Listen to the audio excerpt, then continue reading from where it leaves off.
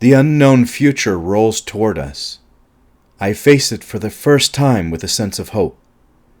Because if a machine, a Terminator, can learn the value of human life, maybe we can too. Okay, we are back.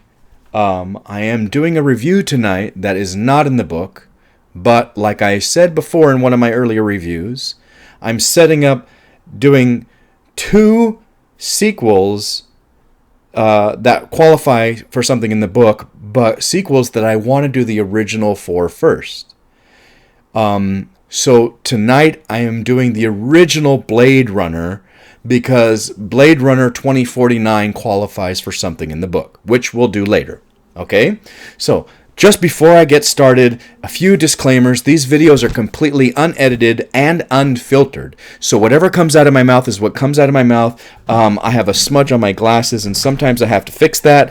And so I'm not editing any of this out. The reason being is if I took these videos and then tried to edit them, I would probably never ever post them because I'm such a perfectionist. I would find something wrong in everything and like have to redo it and redo it and redo it. And I'm not about to do that. So, just so you know, adult things are going to come out of my mouth. Absolutely. I will curse. I've done it before. It will happen again. So, and adult themes come up in plenty of movies that I watch. So if you have your kids in the room, probably want to ask them to leave or put your headphones on. And there will be spoilers, especially for the movie that I review. But often I go off on tangents and give spoilers for other movies. Have no fear. I will put an entire list of every single movie that I mention or quote, like I just did, Terminator 2. Any movie that I mention or quote, I will put a list of every movie I mention underneath this video, and there'll be a header that says spoilers. So if you want to avoid spoilers for any movies that I give spoilers for, look at that list, and then if you haven't seen it, you can avoid this video. Okay, like I said, this is not a review of something that's in the book that qualifies for something in the book, but it's a lead up to one that does qualify in the book. I have this amazing poster right here with me. It is actually a canvas print.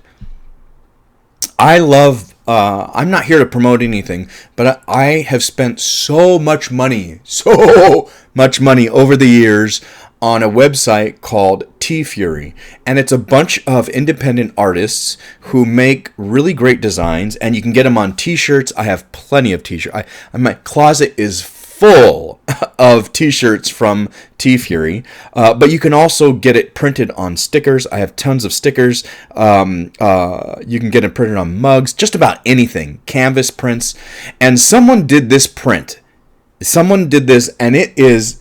I fell in love with it the second I saw it. I was like, whoa! Like, I love this design. Absolutely. And obviously, you know, like Tears and Rain speaks to me. We'll talk about that several times in this review.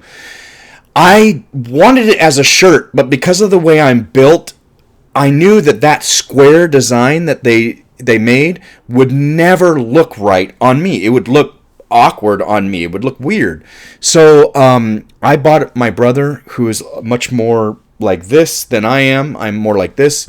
I bought him the t-shirt. I bought me the canvas print, and it's hung up in a different part of my house, but I wanted to put it here for you guys to see. It is beautiful. Absolutely beautiful.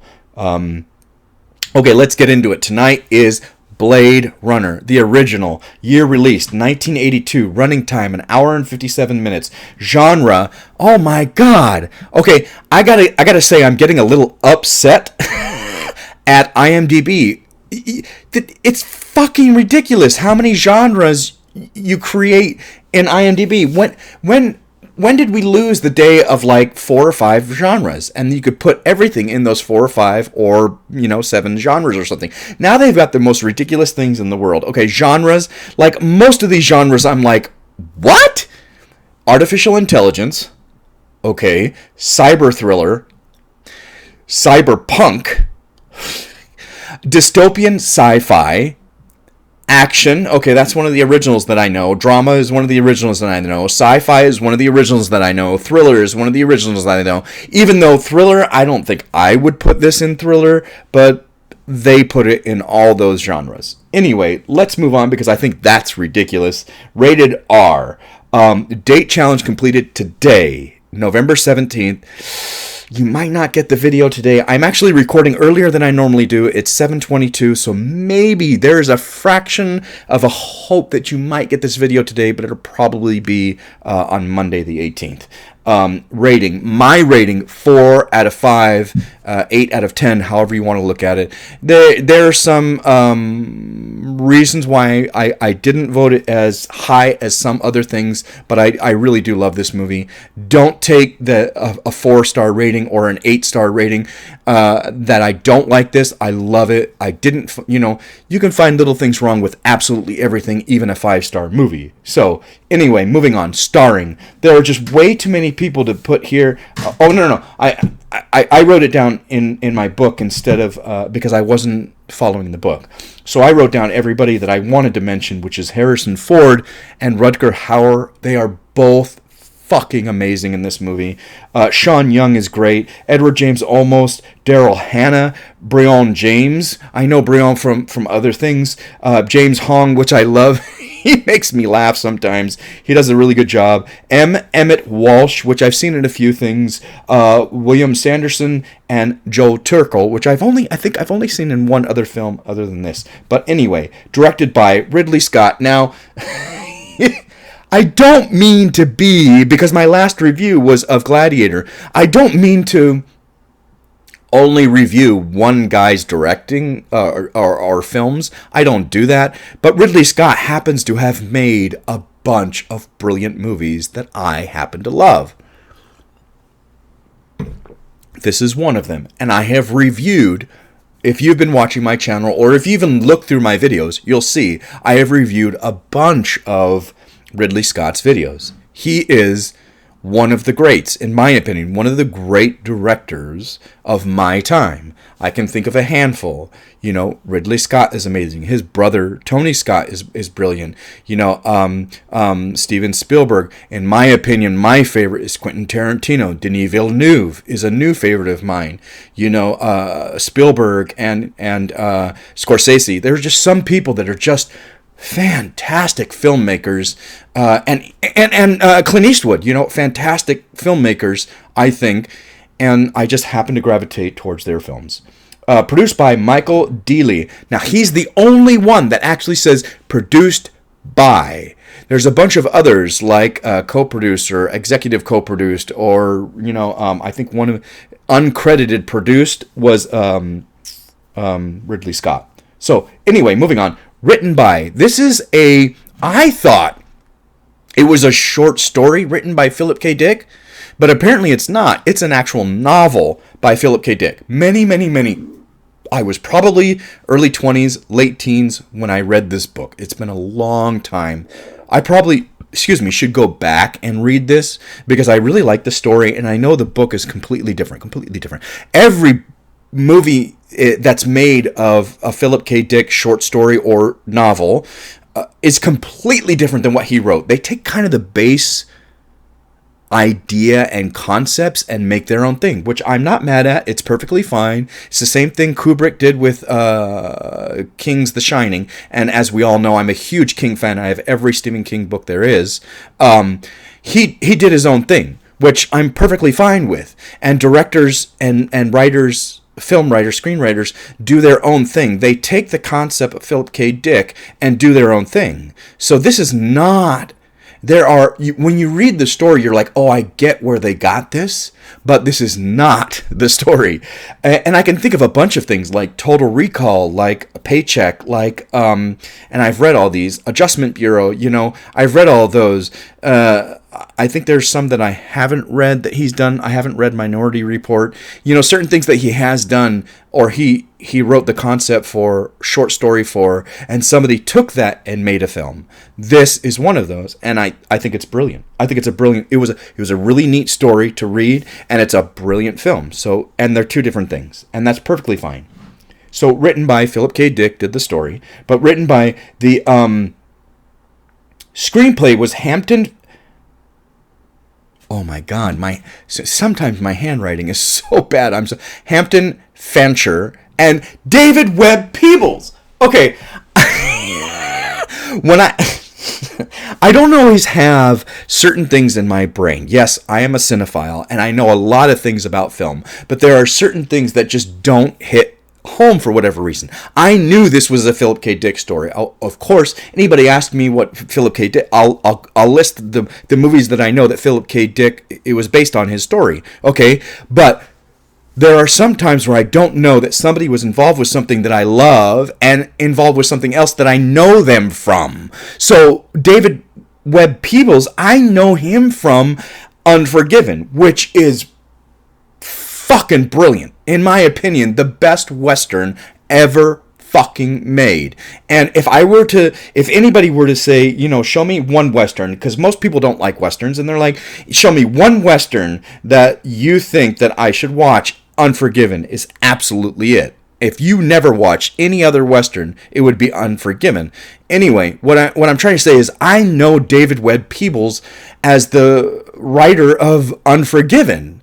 I mean, anybody says that name or who wrote it, David Webb Peebles, I know. I had no idea he wrote until I, did this, like I'm writing all these things down, looking these things up. Until I did this, I didn't realize that David Webb Peebles also wrote the screenplay for Blade Runner.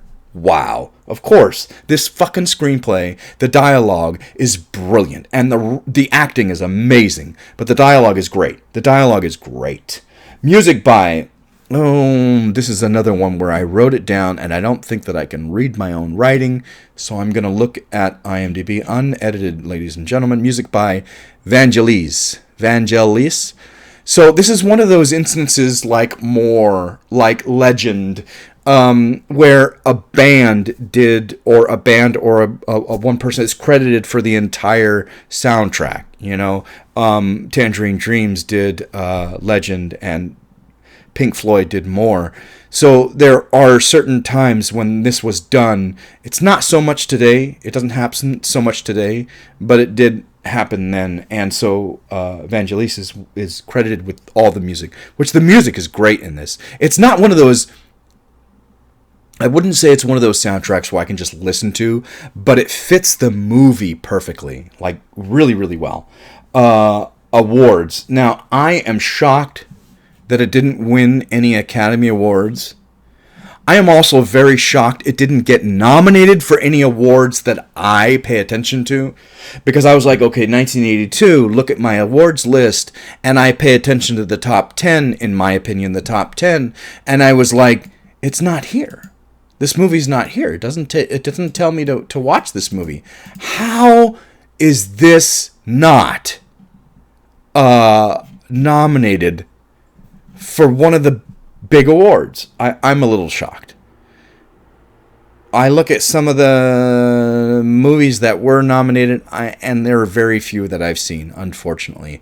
So I can't say. I've seen a couple of these movies. I mean, I was 2.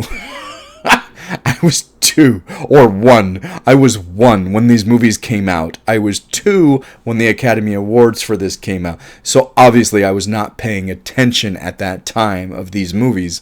But I'm looking at the list of movies going, I don't really know any of these movies on the list. I'm not going to mention them all, but, I was like, okay, I will. Fine. Gandhi, E.T., Missing, Tootsie, The Verdict. I don't know any of these films. I never watched Gandhi. I think I watched E.T. when I was a kid. I know, blasphemy. Fucking blasphemy. I think I saw it as a kid. I don't remember it. I don't even know what Missing is. I did see Tootsie because I had heard that my dad really liked it, and it was strange for my dad to like a movie kind of like that, so I watched it. The Verdict, I had never heard it. None of these movies. I don't know these movies.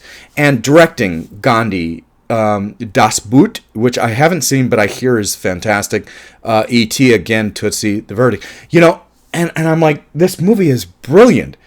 I've never really seen these movies, and this one I have. I'm like, how is this not even nominated? It shocks me a little. Maybe the acting isn't as brilliant as I want it to be. I think that, Harrison Ford did a wonderful job. I think Rutger Hauer is one of the most underrated fucking actors in Hollywood ever, like one of, because he's never been giving any kind of notoriety, and he is brilliant. I think he's brilliant. That he was not nominated for supporting is a little bit of a shock. I look at some of the people who were nominated. I know some of these names, but I'm a little shocked that he wasn't. So anyway, I don't want to spend an hour on this. It was nominated. Sorry, there's a gnat in here. It was nominated for, awards, art direction and visual effects. Okay, yes. So I wrote that down, and then I realized watching it earlier today, it's gorgeous. The art direction, the sets are fucking gorgeous. This is supposed to be futuristic Los Angeles. A future that somebody just decided to, like, what do I want this future to look like? Because it was made in 1982 and set in 2019.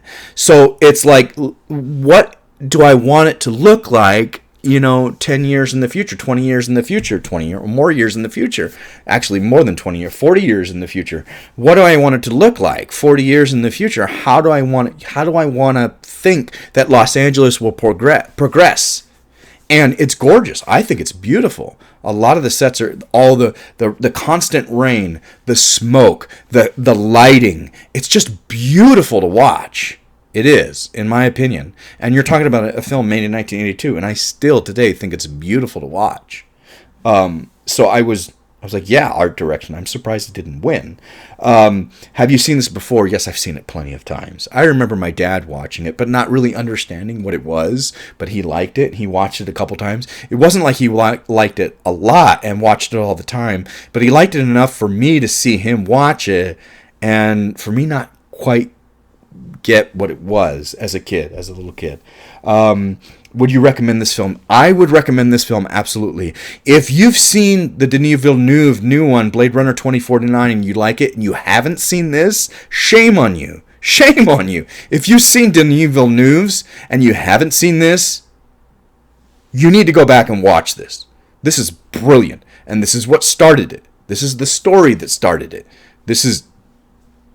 Philip K. Dick started it when he wrote it in probably the 50s or whatever. And then Scott, directed it in the 80s. Best line. There are a handful, and I wrote a couple of them. But, how can you not mention this one? And those moments will be lost in time, like tears in rain. And I don't even want to try to do it like him. Rutger Hauer is amazing. His delivery, that old monologue at the end is just cinematic magic. And I wrote that note, and it is. It burned in my memory. It's so gorgeous. He does such a fantastic job. That's why when I saw this design, I was like, yes, I've got to have it, because it captures the moment brilliantly. This captures the moment brilliantly. And another wonderful line that I absolutely love from this movie: the light that burns twice as bright burns half as long, and you have burned so very, very brightly, Roy.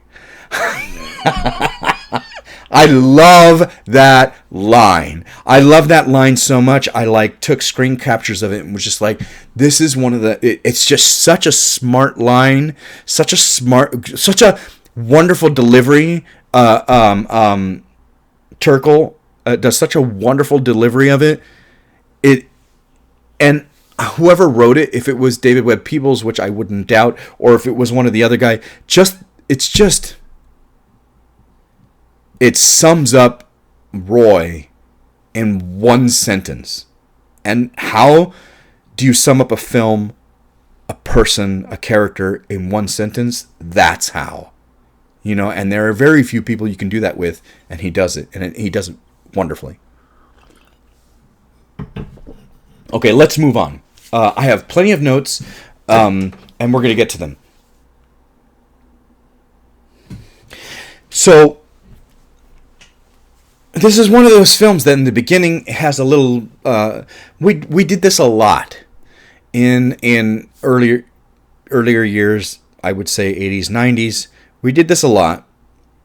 We don't do this so much now. But we put something on the screen for you to read to give you sort of an understanding of where we're at, the world we're living in. He does it in Legend. He did it in this Gladiator. He did it in Gladiator. I want to give you an understanding of where we're at before we start this film. And so the beginning thing talks about who a Blade Runner is, what androids are. Sorry. It says robot, which in my opinion frustrates me a little bit.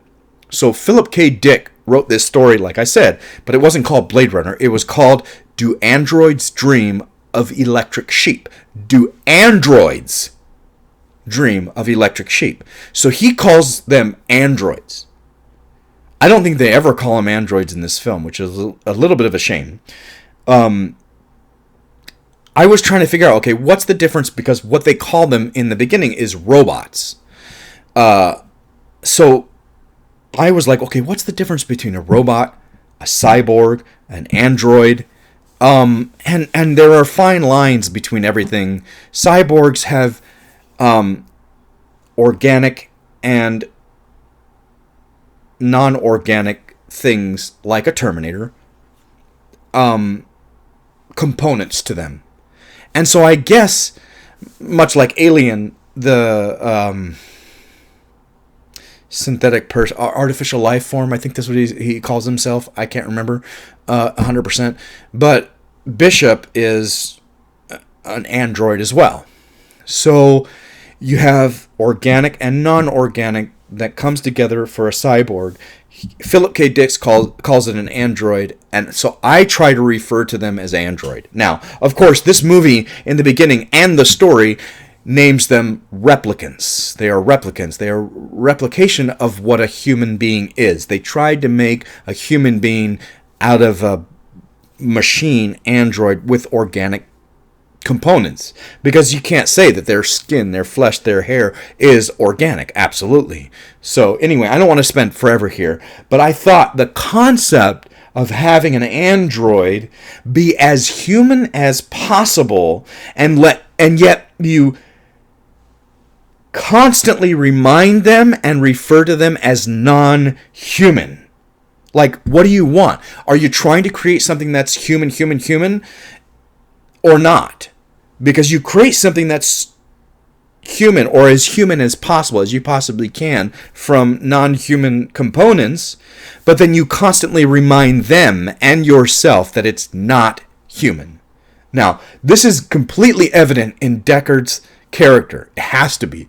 Because as a Blade Runner, he is meant to, again, retire, not kill. So we're looking at it as not human. A human you would kill, an animal you would kill, but a machine, a cyborg, an android, a robot, whatever, you retire, which is sad. Just that concept and that feeling and having to live in that life. As a Blade Runner, he is meant to retire androids, replicants, excuse me. He is meant to retire replicants, which are androids. So he has to stay somewhat disconnected. I think I have a note later on. His whole job, he's got to stay emotionally detached somehow.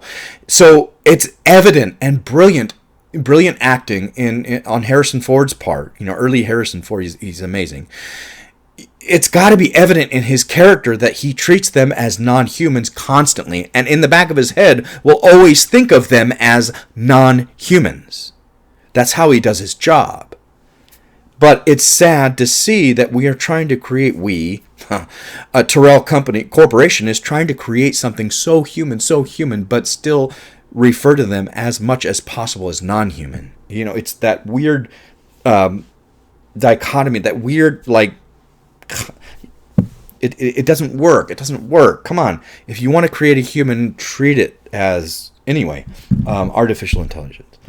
Los Angeles. This is Los Angeles, November 2019. I didn't remember that it was November, but here we are in November, and this is 2019, but we're in 2024. So I thought that was kind of interesting when I saw, wow, we're, 5 years 5 years after this movie concept was made, Los Angeles doesn't look anything like what he conceives it of in the film, but in the film it's still wonderfully done. Yes, okay, the special effects, some of the special effects look a little old and corny, but if you watch the Blu-ray, it's really not that bad. I mean, it's really... I've seen movies that were made after this that look worse, okay, honestly. This actually still looks, really well done. I appreciate it. Okay, again, I would like to take a moment and just say how much I prefer practical effects, practical things, and makeup over computer. Computer, my mind for some reason just thinks it's cartoon. Computer in my mind is animated. Animated is cartoon.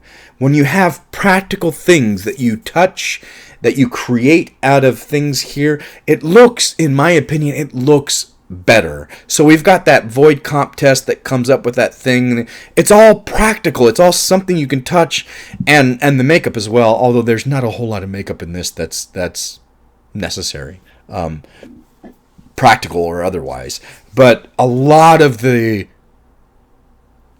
floating ships, cars, the hover cars or hovercrafts or whatever we want to call them, the guns, the machinery, all of it is practical as possible. It's like watching the original Alien. It's all as practical as possible, and I would rather see that than anything.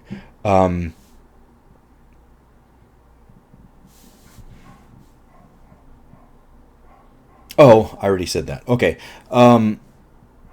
The conversation. Okay, so this first scene when they're testing Leon, it reminds me of a lot of this film, but as soon as I saw this first scene, I was like, it reminds me of how much I loved Jaws, because the dialogue in Jaws is so well done. Everybody's talking over each other like life.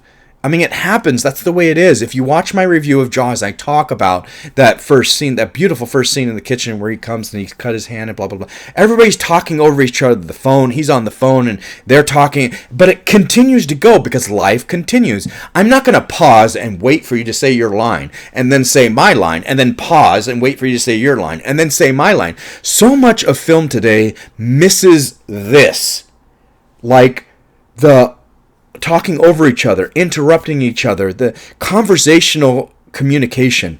And I have a funny feeling it was written that way. And that's okay. It's great. It's fantastic. But the dialogue, when they're interrupting each other and they're talking to each other, it was like, this feels real. This doesn't feel like they have dialogue on a script. This feels real. It's a credit to the two actors, Brian and this other person that I don't know who's doing the test. It's a credit to the acting partially, but it's also a credit to the directing. Like, I need it to sound this way, I need it to look this way, and the writing. Oh God, I'm spending too much time on these early things, and I've got lots of notes. So okay, let's move on. I love the conversational style of this, the questions. It's wonderful. The test. So you see when he mentions the turtle, that the guy doing the test knows right away. He knows this is a replicant. Now, he may be 70, 80% sure. He may not be 100% sure, and that's why he continues. But he knows, and you catch it. And the music tells you, too, because the music becomes a little dangerous, and you're like, whoa. So it changes. The acting is wonderful in this first scene, the test. The early years of Harrison Ford, he was very handsome in his early years. I love this natural, comfortable in front of the camera style of acting. He's not acting for people. He's acting. He seems very comfortable with what he does, and it's evident when he's eating when he's asking for the noodles. No, 2 and 2 is 4, and he's asking for the noodles, and he's eating the noodles as they're gonna arrest him, and blah blah blah. It's really well done.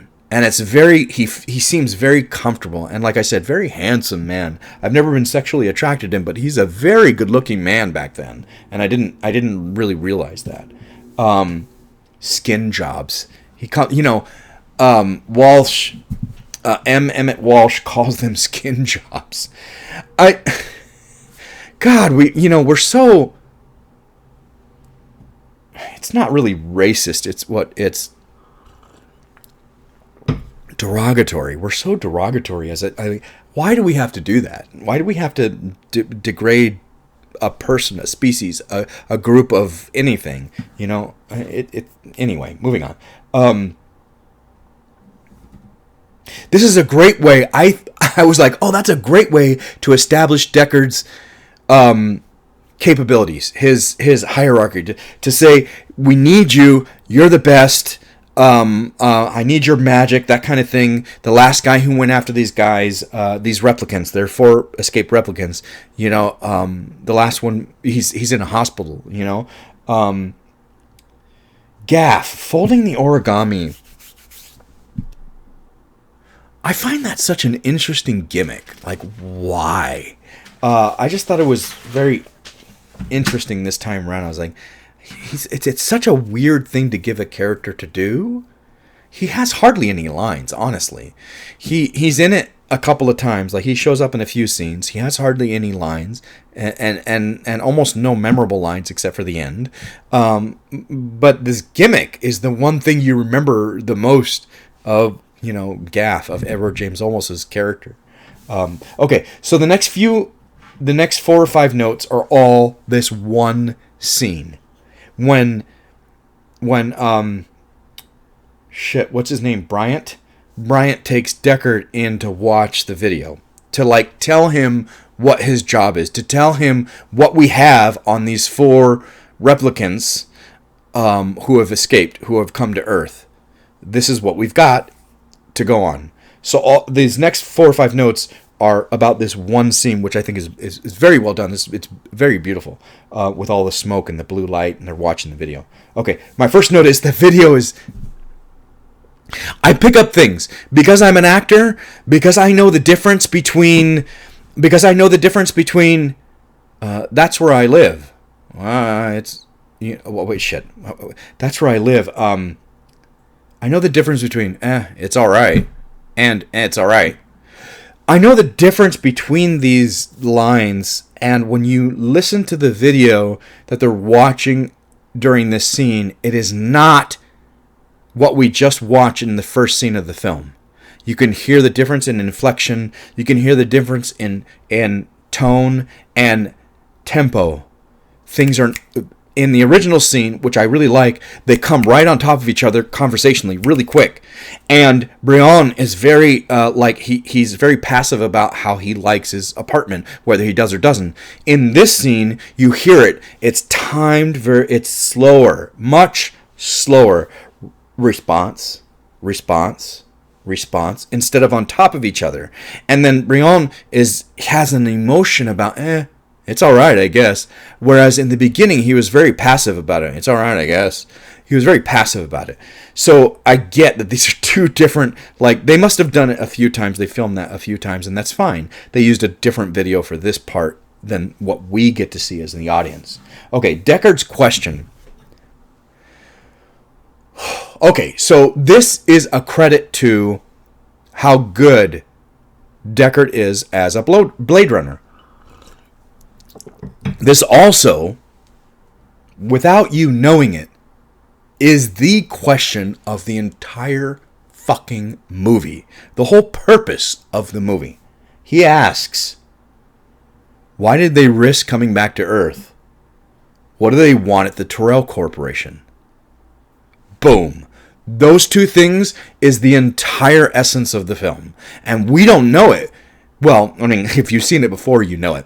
But you don't know it in the beginning when you're just watching this film. And he asked those 2 questions. I mean, he's a Blade Runner. He has to find these guys. And those are the 2 questions that pop in his brain. And those are the questions of the fucking movie. And it's brilliant. I love it.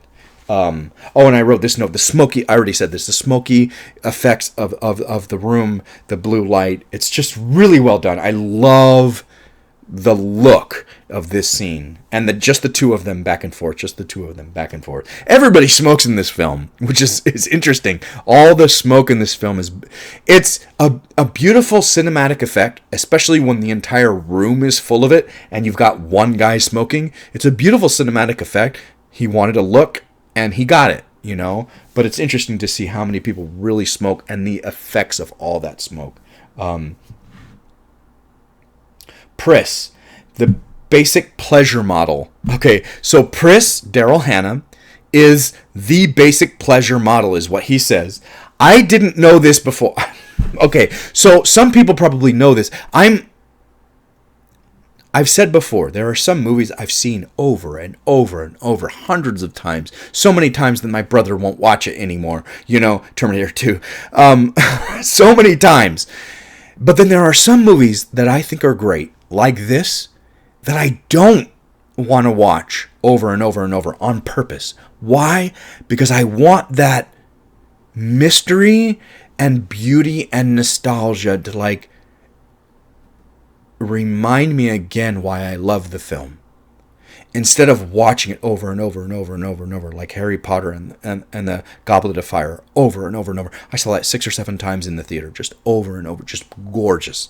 There are parts of it just amazing. This, I don't watch that often. I watch it as few times as possible, kind of, when I have that feeling and I go, oh. So I didn't realize that Pris, the basic pleasure model, her date of creation is Valentine's Day. And I noticed that tonight. I was like, oh, her date of creation is Valentine's Day. 2016.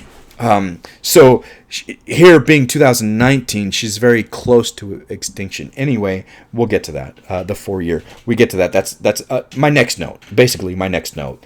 The big bomb gets dropped in this scene. We may not know it yet, but here's the big bomb of the movie. One, we get the question of the movie. Then we get the bomb of the movie. These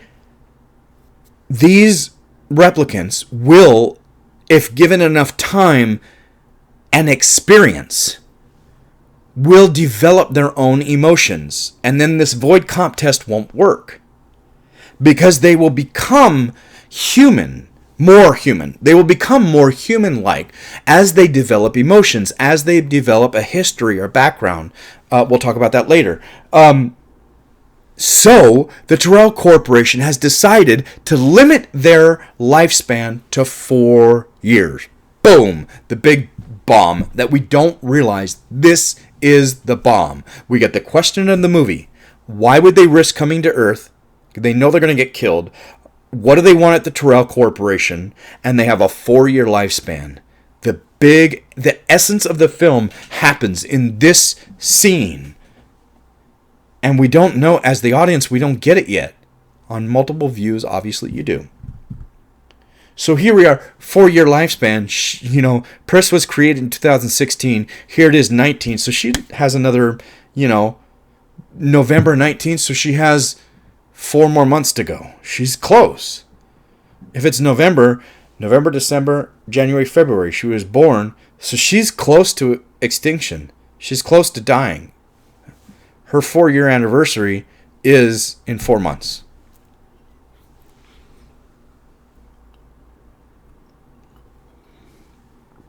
Are you supposed to know that when you watch it the first time? Probably not. But on multiple views, you start to understand their motivation. You start to understand them on a deeper level, which is what this is all about. This is all about stop looking at them as robots.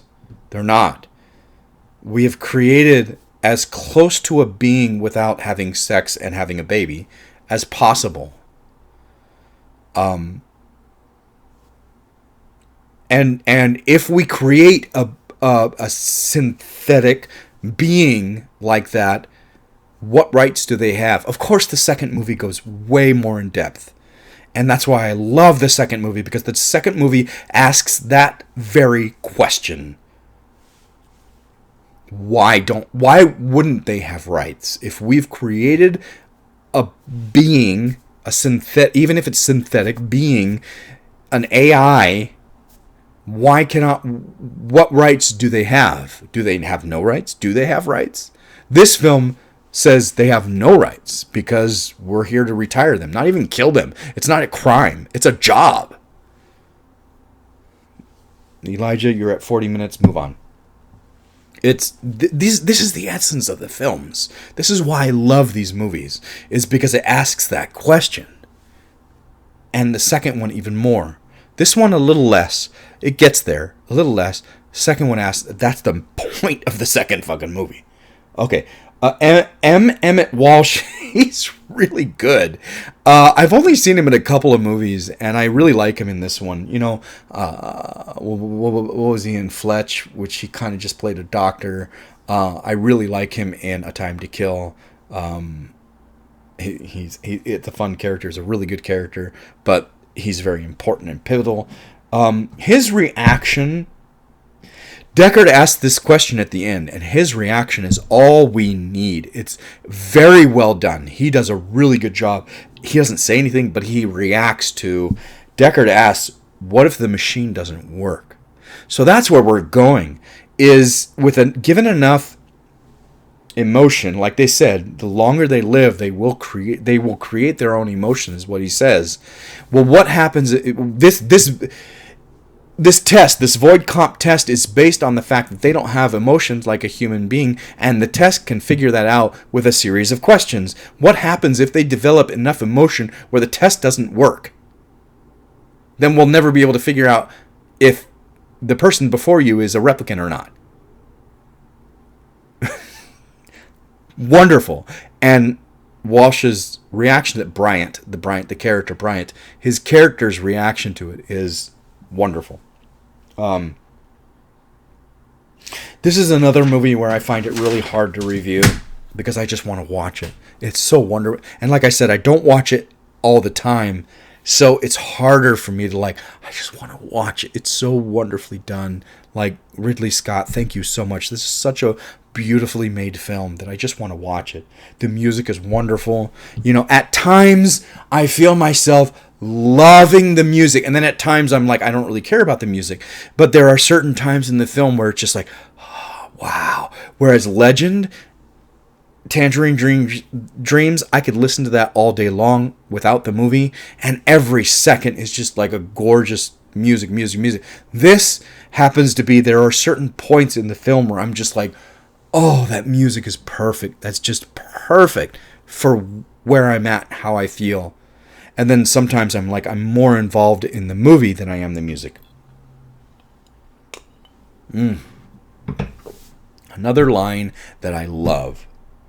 Deckard, Harrison Ford. Replicants are like any other machine. They're either benefit or a hazard. If they're a benefit, they're not my problem. Wonderful line. The way he delivers it is wonderful, very passive. I'm not even going to try to do a Harrison Ford impersonation right now. Sometimes I can, sometimes I can't. Especially early Harrison Ford. Sometimes I can, sometimes I can't. But I love this line. I love his delivery. I'm here to do a job. You get that he's emotionally disconnected. Did I say that? It's here. To a degree, he has to be detached from his work. He has to retire, something that behaves humanish. He has to constantly remind himself this is not human. It's a robot, which is sad. It's not a robot. It's an android. It's an android. Anyway, his character, Deckard has to remain somewhat detached from that aspect of it because that's his job. And so this line is delivered very brilliantly because he's it's any other machine. And if it's doing what it's meant to do, it's not my problem. If it's doing what it's not meant to do, then it's my problem. Wonderful. Rachel is an experiment, nothing more.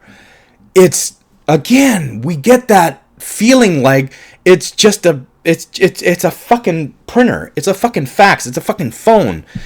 It's so sad to see something created that is so human-like, treated like a fax machine. She's just an experiment. It's nothing more. Terrell says, it's hard to watch the movie and then feel that like what I want to say, to feel that disdain, no, not disdain, that dismissive of something that is so human-like, something that you live with, you react with, you like a pet. How would you say that a pet is just, it's just an animal? It has no emotion, it has no... No, it does. It does.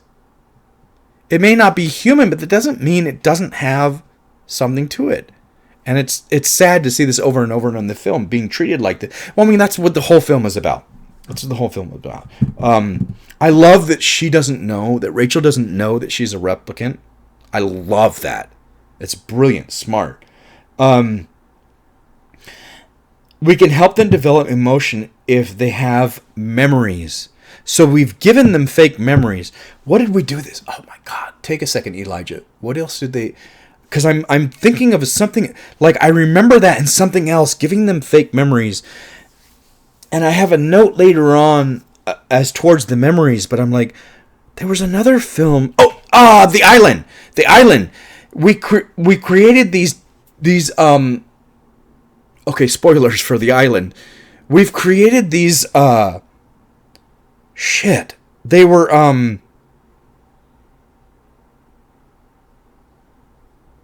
duplicates of somebody. I don't know why I'm not coming up with the word. You've created a duplicate of someone. The sixth day. The Island. Shit. For some reason I'm not coming up with the word. But anyway, you know what? I'm so dumb.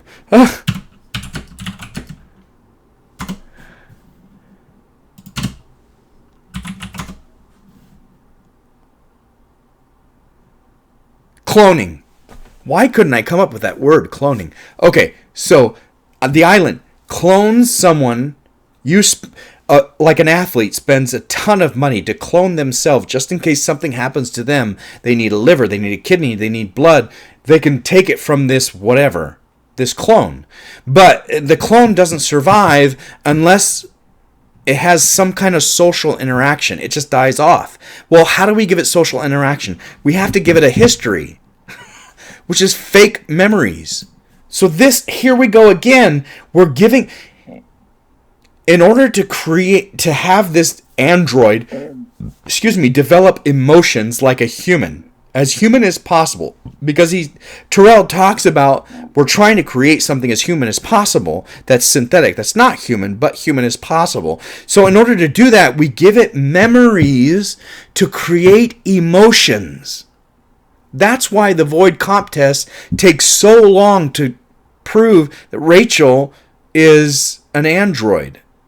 What did he say? It normally takes 20-something questions, 24, 20-something questions. This took over 90 questions or something like that in order to prove that Rachel was an android. Wonderful concept. Very smart. And obviously The Island was made way after this. Way after this. Anyway. I love that. Oh, James Hong. I know him from a couple of things. I know his face. Sometimes he makes me laugh. I like him. He does a good job. Okay, so the subtle things they do in this film. Think of this scene with Hong. When Roy and Leon go to see Hong in that cold whatever. So Hong designs the eyes. I'm sorry, his name is Chu or something like that. I'm thinking of the actor's name is James Hong. But the character's name I think is like Chu. Chu, hold on. Chu. Okay, so so they go see Chu because he develops the eyes. So I guess he's the first person they know that has anything to do with their creation to ask the question, how do I get to somebody else? Anyway, we're not there yet. But Roy and Leon go to see Chew in that cold environment. And here we have these real subtle hints. Scott puts in these subtle pieces of how the androids are far superior to human beings. This moment when Leon puts his hand into the really cold shit and he like smells it and he's like, but it doesn't affect him. It doesn't hurt him. It doesn't affect him. And they have no sense of warmth in this place, and yet they're able to survive, where Hong has this big thing that's being fed this probably heat that keeps him warm in this cool environment, and they don't care. They have very little breath, you can see, whereas Chew has all this breath that you can see. I wish they were able to figure out a way to stop all the breath coming out of the replicants. That would have been cool, because they don't necessarily need air. I would have loved that if we would have been able to get all of the air, the visual air, out of their talking experience, and yet all the breath and air out of Chew's mouth. That would have been cool, in my opinion. That would have been cool. And a little subtle way of looking at that. Anyway, what I'm trying to point out is when Leon puts his hand in that cold whatever, it's a very similar thing as later on in the movie.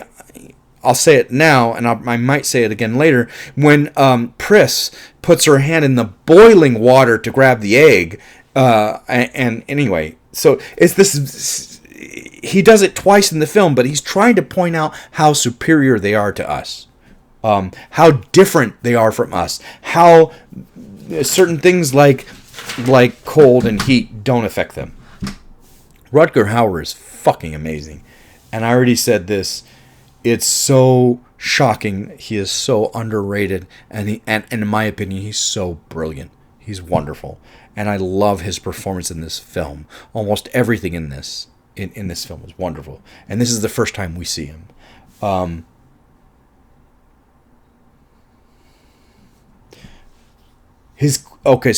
Roy has all these questions, and Chew is trying to tell him, I don't have the answers, but you can get the answers from the creator, the person who created your brain, who created your mind, which is Terrell.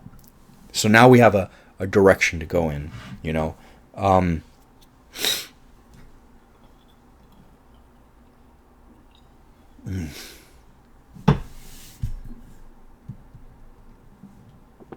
This wonderful scene where Rachel goes to see Deckard and is like, Terrell won't see me.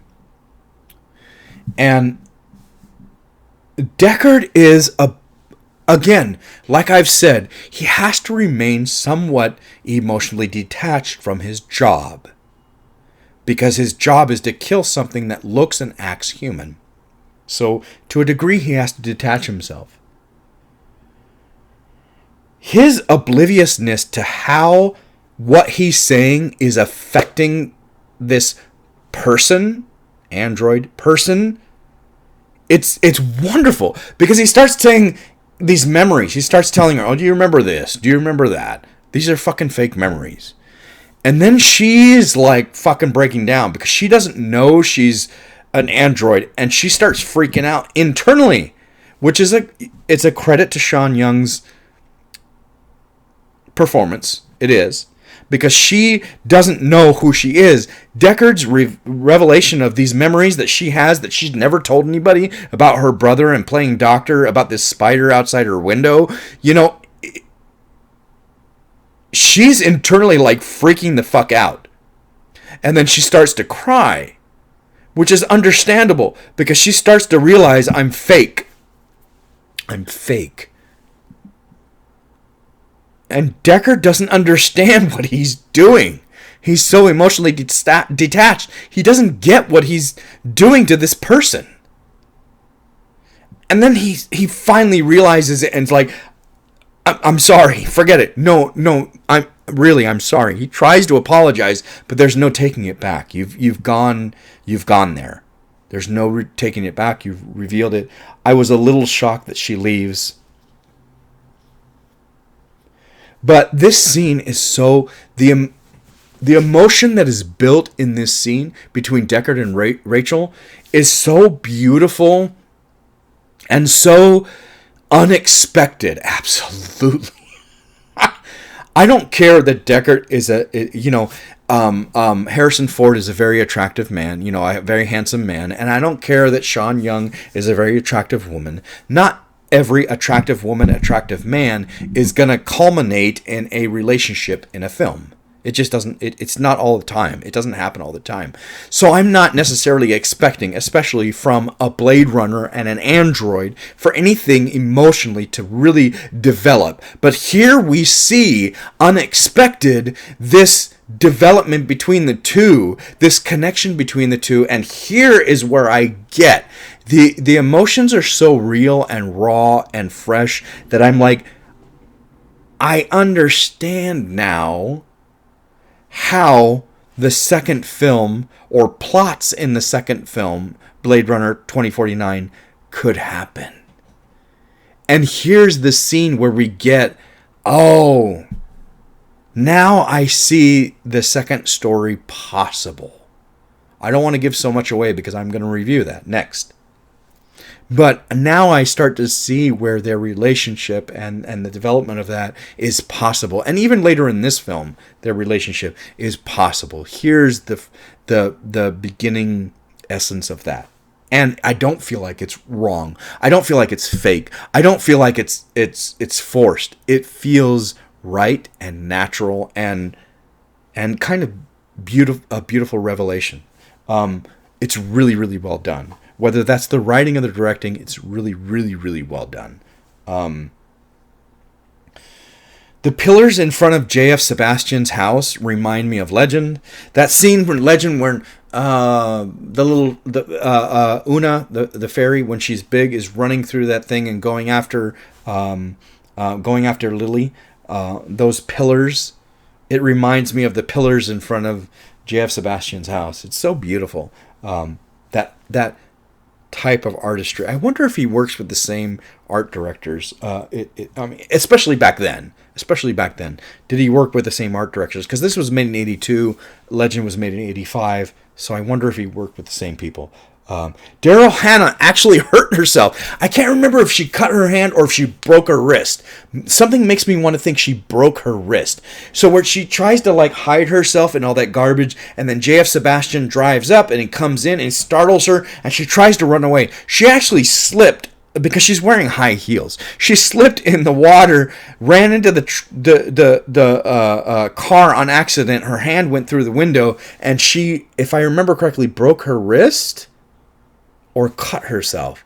There's no blood in that scene, so I think she broke her wrist or sprained her wrist. She really hurt herself. It was an accident. But that's the scene we see. They left that scene in, much like other people who get hurt in films. A lot of times they leave that in. Leo DiCaprio in Django Unchained. So anyway, J.F. Sebastian creates his friend, these toys as friends. This is the one thing that I remember as a little kid. Like I said, my dad liked this film. He watched it a few times, or he watched it enough for me to remember it. And the one thing I remember is not understanding the movie, not at all, when I was, 10 or 8 or whatever. Not understanding the film at all, but the little friends, his little things that he had, I remember that clearly. I remember that visual and that connection before I remember understanding the entire film. So these little guys that walk around, I love that. It's great.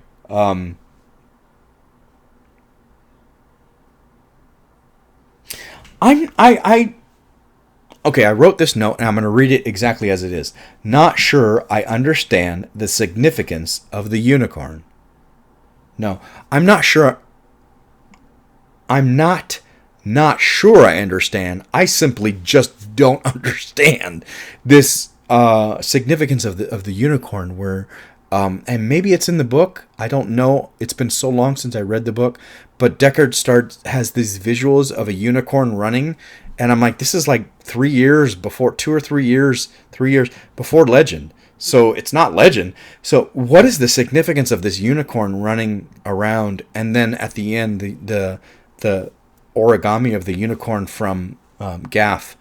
I don't understand the significance of the unicorn. What is it? Can somebody explain that to me? What is the significance of the unicorn? I don't get it. Anyway, let's move on. I love how he finds Zora, tracking down the scale that he finds in the bathtub. And so he's earlier in the film, he's at Leon's place, because Leon is the only one they know is a replicant. So they go to Leon's place, which they know where it is, and he finds that scale in the bathtub. So he is, and then he finds pictures in Leon's dresser. So he's followed these 2 clues like any detective would, and it leads him to where is this made? Because this is obviously a synthetic scale. He thinks it's a fish. He finds out it's a snake. He finds out where it's made. He follows these clues. I love this part where we get to see him be a cop. We get to see him be a detective, and I like that. It's very neat. I love the way he pretends to be this, like, what is it? Moral causes. This protector against moral causes is something. He's trying to act like he's some, union person trying to protect her from Zora from being abused at her work. I love it because he's had a few drinks. Like, he tried to reconnect with Rachel and it didn't work, and so he goes back and he drinks a couple. So he's disappointed because he's obviously emotionally involved with her. He's obviously emotionally connected to her, and he's not sure she feels the same way. And I think part of him's like, why am I feeling this way? It's a replicant. But he tries to reach out and she rejects him, and so he goes back to drink. I mean, I'm sure we have all felt that feeling. So he goes back and he drinks probably too much, and then gets the idea to go find, maybe I'll find her if I go in the back and look, the dressing room, look. And then he acts like he's this person to protect her, whatever. And I love this stupid voice that Harrison Ford comes up with, and it fluctuates because he's drunk. And he goes back and forth between it being like this character he's developed and not being, and being Deckard, Anyway, it's funny. It's nice. I'm shocked that she attacks him like so. I feel like it was out of the blue, but she gets that he's not their moral causes. She gets that. She probably understands that he's a Blade Runner. I'm sure the replicants understand the significance and the job of a Blade Runner, and she gets it at that point.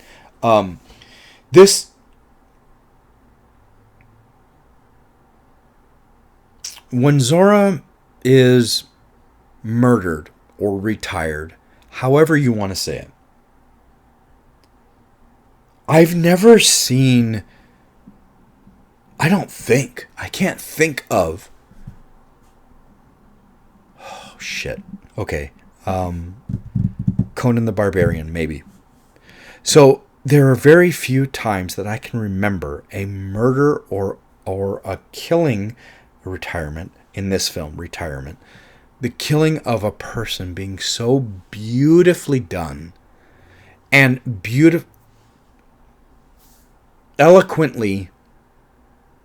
so eloquently captured. And I don't know why he does this. This is the only character he does this with in this film. I mean, Roy doesn't get killed, so you can't say that of him, even though his scene is far better than this scene, Zora. But still, this murder, this death is treated so well and so beautifully. The slow motion of her running away and going through pain after pain after pain of glass. The neon lights that are reflected on the glass reflection, and you're seeing it, and then you're reflecting the music is wonderful and slowed down. The snow, the fake snow all over the place. Excuse me. And then the background of the heartbeat. Like, I can't figure out, is that his heartbeat? Is that her heartbeat? Because eventually it stops. Now, eventually we have to stop the heartbeat anyway. So it still could be a representative of his heartbeat, but it remains steady. Either way, it remains steady. But you hear that bum, bum, bum, bum, bum, the heartbeat throughout the music, and this scene, it's just so beautiful. And I wouldn't expect a murder of a character to be, or the killing of a character, or the retirement of a character to be treated so beautifully and so artistic by a director. And yes, it is. And yet it is. And the only other time right now that I can think of is Conan the Barbarian. In the very beginning, his mom. I'll talk about that when I review Conan the Barbarian, which I will. Anyway, it's beautifully done. Beautifully done. I love it. It's beautifully done. Gaff is I can't figure that character out. You know, if I were to, one of my brothers, I have plenty, one of my brothers said that he watched the second Blade Runner 2049 like 100 times. Not sure if I believe that or not, but maybe. He said he watched it like 100 times, and he is convinced that there's a character in that film. I'm not going to say what. There's a character in that film that is an android that we don't think is an android as a character. As an audience. We don't think, as an audience, it's an android, but it is. At least he's convinced that it is. If I were to think any character in this film, the original Blade Runner, if I were to think any character in this film is an android and we as the audience don't know, it would be Gaff. Because he's such an odd character. And I can't figure him out. And I don't know how that's meant to come across, but it's an odd character for me. I'm like, what?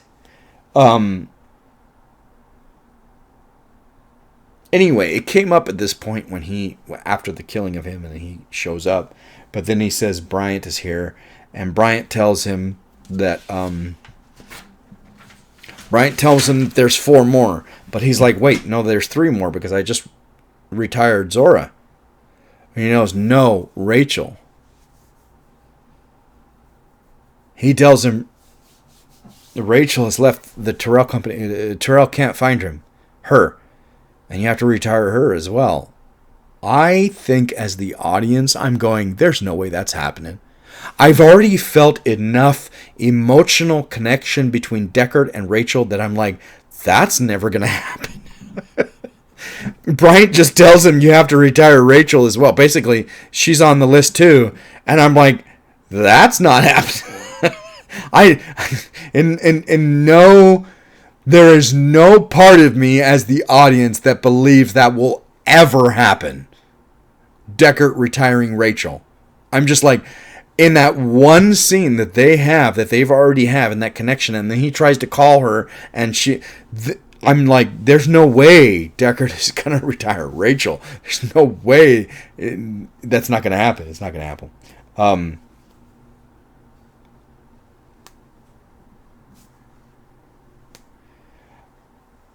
So Rachel kills Leon. Leon attacks Deckard after Deckard kills Zora. I haven't watched this movie enough, but I'm trying to get all the names right. So, Leon attacks Deckard after Deckard kills Zora. Rachel kills Leon because, he drops. So, again, the beautiful depiction of how superior these androids are to human. He's tossing Deckard around. Leon is tossing Deckard around like it's nothing. He's smacking him and causing a lot of damage, like barely doing much because he's very strong.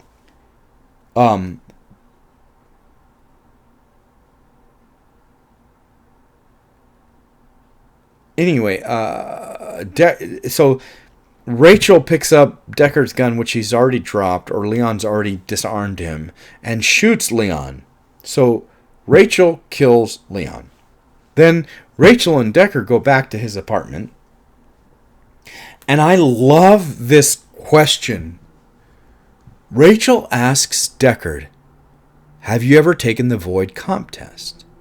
Now, he's exhausted from a day of work. He's had some drinks already at the bar. He killed Zora. He's back. He's having another drink or two. He offers her a drink. He's exhausted. He moves into the other room and she's talking to him. Maybe you don't realize it as the audience, but she is literally talking to him, not asking him. She can't see him visually. He has gone into the other room and she's still asking, have you ever taken the void comp test? He is laid down on the couch with his shot of whatever it is, vodka or whatever it is, and he's passed out. So she never gets an answer to this question. Have you ever taken the void comp test? I find it a very interesting question for her to ask him. Not outside the realm of possibility, like I don't believe this character would ask. No, I believe the character would, but I never could have conceived of this character asking, you know? It's not something I would have thought to have that character ask, but it makes sense.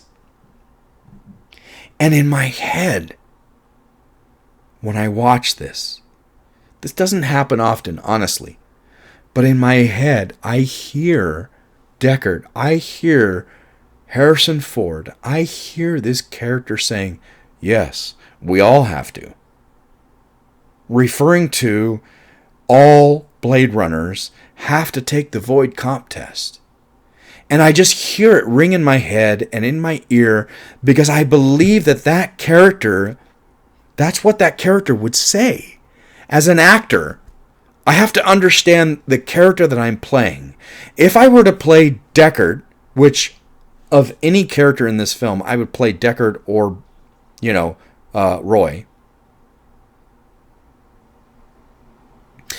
But if I were to play Deckard, I hear that line because I feel like, yes, a Blade Runner would have to take the test because they would have to understand how the test works. They would have to understand the ramifications of the test, and so in depth that they would have to take the test. They would have to understand what a negative is, which is what Terrell asks in the beginning. I want to see a negative before I see a positive. I want to see it work as a negative on a human before I see a positive on an android. And I feel like a Blade Runner should have to take the test, create a negative, because I want to understand what creates a positive. And so in my ear, in my head, in my mind's eye, I hear him replying to that, yes, of course, we all have to take it. But in the film, he never answers. The music, again, is very moving, very wonderful, especially in this part, before she plays the piano. The saxophone, wonderful. I agree with this love scene. This love scene made sense. I think I've talked before about how sometimes it's hard for me to get behind a love scene, especially when I was younger as a kid. It's hard for me to get behind a love scene because I didn't understand them because I am gay and I don't understand. There was never a gay love scene that I connected with. So, but this one made sense to me, absolutely. Even though we don't see it, I agree with it. What I don't agree with is his aggressiveness. To me, it doesn't make sense. We're trying to understand that she is human-ish. She is human. He is treating her as such. And for him to be this aggressive feels more like her emotions don't give a shit. Which they do, which we're trying to point out that they do. We're trying to point out that she is of value, of equal value or whatever. And I think his aggressiveness in this film, watching this now, okay, I'll say this. This was 1982, it was made. So watching this now in 2024, the aggressiveness by Deckard does not feel correct. It does not feel right. I think that if he's trying to value her as a person instead of an android, he would not have been so aggressive towards her when it came to the sexual interaction. So I think that part is of any part in this film feels most outdated. But it is what it is. What's with... It took until this part of the movie for me to go, what the fuck is up with this stupid fucking advertisement on these floating things with this fucking Japanese woman taking this pill? And she's like smiling, and she takes a pill, and she's smiling. I'm like, what the fuck is up with this? What is this advertisement? What is this supposed to mean? I don't get it. It frustrates me, and it was finally this point where we're leading up to the final fucking scene of the film, and I'm like, what the fuck is up with this stupid ass scene? Like this Japanese woman taking this pill. Anyway, okay, moving on.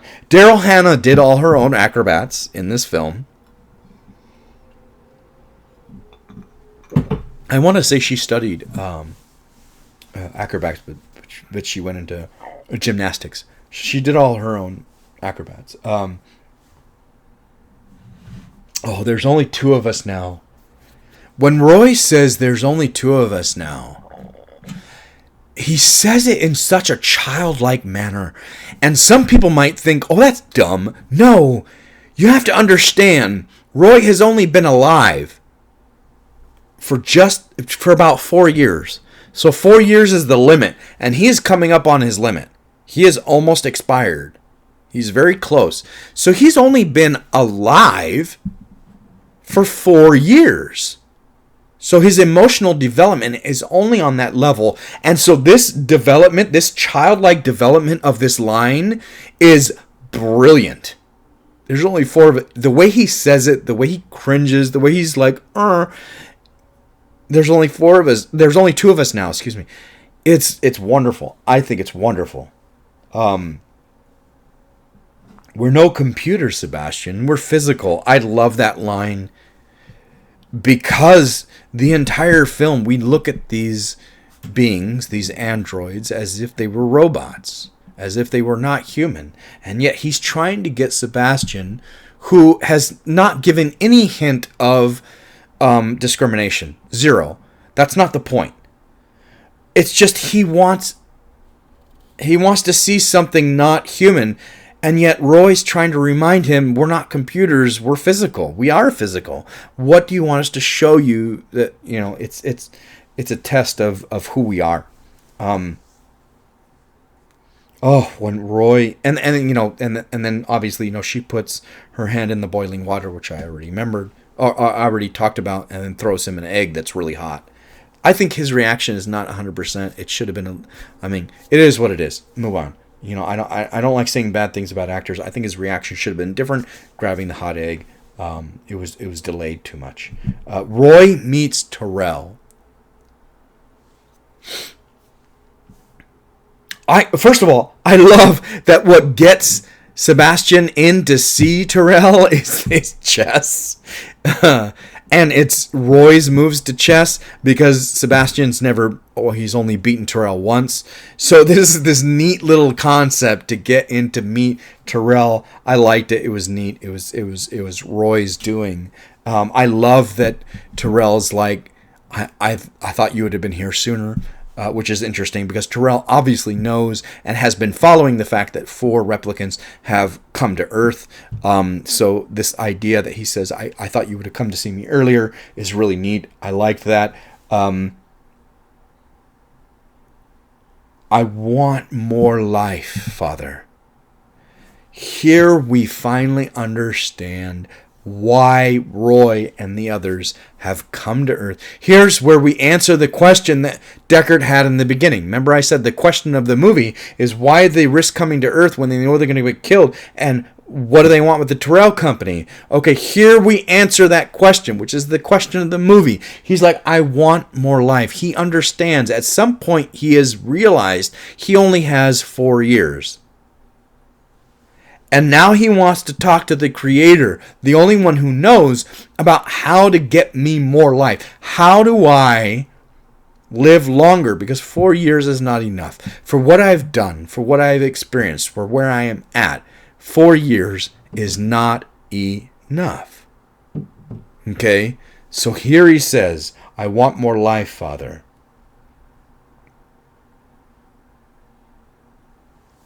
And they back and forth. This is like, which it's supposed to be, and it's brilliant. They back and forth about concepts about how to extend his life, when Terrell's saying, once it's coded, we can't do anything about it. Well, what about this? What about this? We've tried that. It's not going to work. It's not going to work. It's not going to work. So then Terrell tells, sorry, my phone is vibrating. So then Terrell tells him, Terrell's trying to get Roy to understand.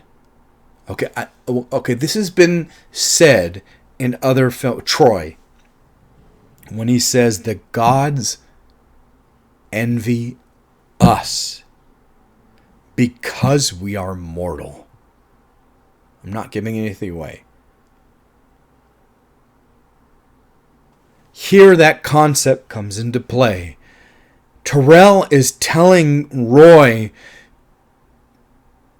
to appreciate his life. Roy says, I've done horrible things, and he just says, yes, but you've seen wonderful things. You've done wonderful things as well.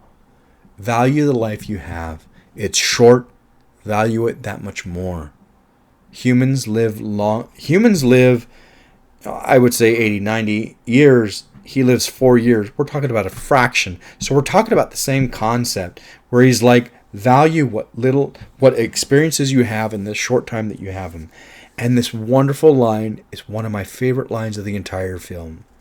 One of my favorite lines in the entire film. The light that burns twice as bright burns half as long.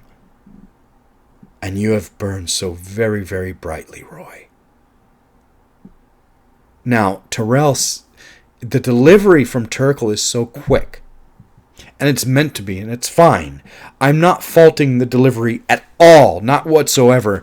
But when you get that line, and you take your time and you let it sink in, you understand what he's talking about is you are capable of such brilliant things. And because so, your life has been limited to so long. You specifically enjoy it. Enjoy the time you have. And I think the idea of having Roy kill his maker is not wrong, and I don't think it was necessarily a surprise to me. I think the brutality, the way in which he kills Terrell is a little bit of a shock. I was not expecting him to, with his hands, like crush his face, crush his head, and kill him in that way. I was shocked. I know that he feels bad. You hear it in his delivery. Rutger Hauer, fucking amazing Rutger Hauer. You hear it in his delivery that he feels bad that he killed Terrell in front of Sebastian, JF Sebastian. But you also know from the next scene what they say that he also killed JF Sebastian. It's a little sad. But now he is figuratively set free. His maker has told him to appreciate everything good and bad that you are capable of. To appreciate your life while you have it. Because you're very, very limited. You have very little time left. And so he appreciates his emotions, what the emotions drive him to do, and the actions. He is set free, more or less. This last scene, this final scene when Deckard goes after Pris and Roy. This last scene is just wow. The entire scene in the building in the Bradbury. I wonder if he named Bradbury for Roy Bradbury. I wonder if that was meant to be like that. If Scott did that, I don't think Philip K. did that, but I don't remember the story well enough. Anyway, this entire ending scene in the Bradbury is just amazing, just beautifully done. The shots that he comes up with, the shading, the lighting, the concept, the dialogue, the acting, everything is just, I think it's brilliant. I think it's wonderful culmination to a wonderful film. Roy is fucking toying with him. He's just toying with him. He is obviously insanely superior, and yet he is given free license from his creator, Terrell, to enjoy what life he has left. He knows that he is very close, and so he toys with Deckard. It's just wonderfully shot. There are so many classic images in this last scene that I just see it and go, God, I remember that. God, I remember that. Such classic scene, like the blood when he kisses Pris and then he touches and the blood coming down and his blonde hair, and there's just so many images in this. There's just like classic images from classic film, like you would think of. Roy he starts to malfunction. He knows he's about to die. The nail that he puts through his hand to like release his hand from dying kind of thing. It's such a fantastic concept and so well done, so well depicted. So Deckard's job, and Roy knows this, Deckard's job, his whole purpose in life is to retire replicants. Roy is a replicant, so basically he knows Deckard is there to kill him. He knows the Blade Runner is there to kill him. He knows this. And yet he's toying with him, and it's not his intention to kill Deckard. Ever. Do I ever believe that Roy's intention is to kill Deckard? It's never. He is so superior to Deckard, and he's toying with him this entire time. I do not feel at any moment that his intention is to kill Deckard. Ever. This amazing ending when Deckard tries to jump, he doesn't make it, he's falling off the edge of the building. Roy is holding a dove in his hand, takes a couple of steps, I'd say 4 steps, jumps, makes it, no problem. This wonderful line, how does it feel to live in fear? Was that a life in fear? That is what it is to be a slave. The concept of that is amazing. And he waits for Deckard to slip off. He can't hold on anymore. He's got 2 broken fingers on his right hand. He slips off. He literally waits for him to slip off to grab him. Just to show. Scott just wants to show how superior and how much more powerful this android Roy is than Deckard. Not only does he grab him with one hand, he grabs him with the hand that he has a nail through. The other hand is holding a dove, very easily, very cautiously. And yet this hand, which has a nail through it, picks up Deckard with one arm and puts him on the roof. Just this idea of how much more powerful Roy is. It blows my mind. He could easily kill you at any second, but that's not his goal. That's not his thought. Roy's final moments after he brings Deckard, Roy's final moments are absolute, in my opinion, cinematic magic. It's gorgeous. After this powerful being, after he puts Deckard down, he still has, very gingerly, has this dove in his hand, and he sits in front of Deckard, Indian style. Deckard, this man who is there to kill him, he sits there really just like a child would.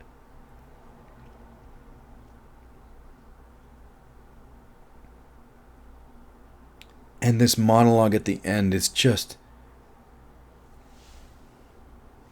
This monologue at the end is just brilliant when he talks about what he's seen and what he's been through. And all these moments will be lost in time like tears in rain. Time to die. And he died. And the dove goes free. It literally is, in my opinion, like cinematic magic. It's just gorgeous. It's gorgeous. There's not enough emotion. There's no word. There's no emotion. You just got to watch it and see it. And if you haven't seen this movie, it's just the culmination of the entire film comes to this point where this insanely powerful being who has emotion, who is as close to human as possible, and Deckard, who has never looked at these things as human, finally understands the humanity of them.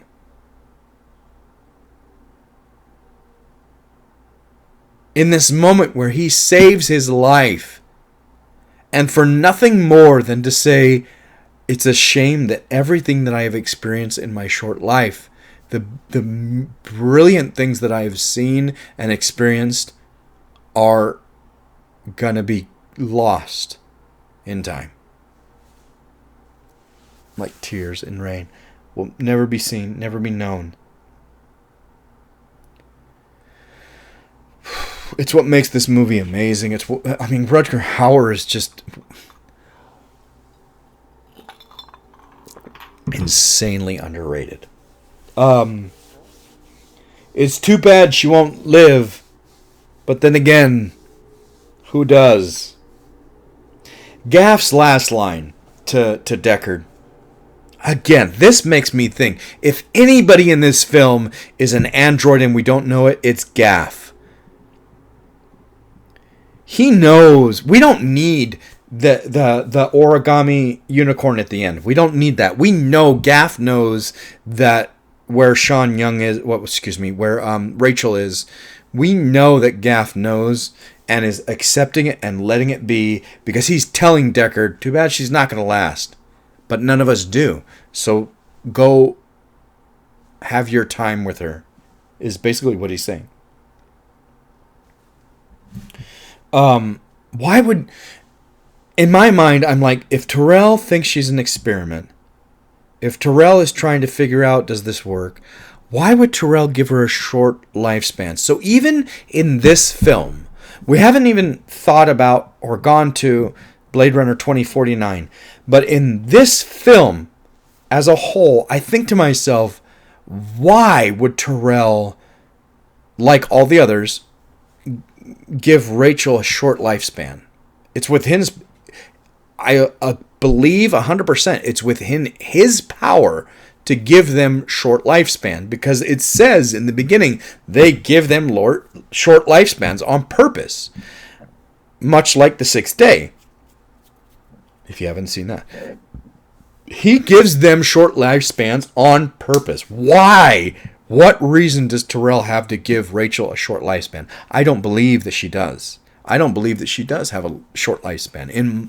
As an audience member, not before Blade Runner 2049, I think that Rachel does not have the 4-year lifespan like everyone else in this film, like all the other androids. I don't think so.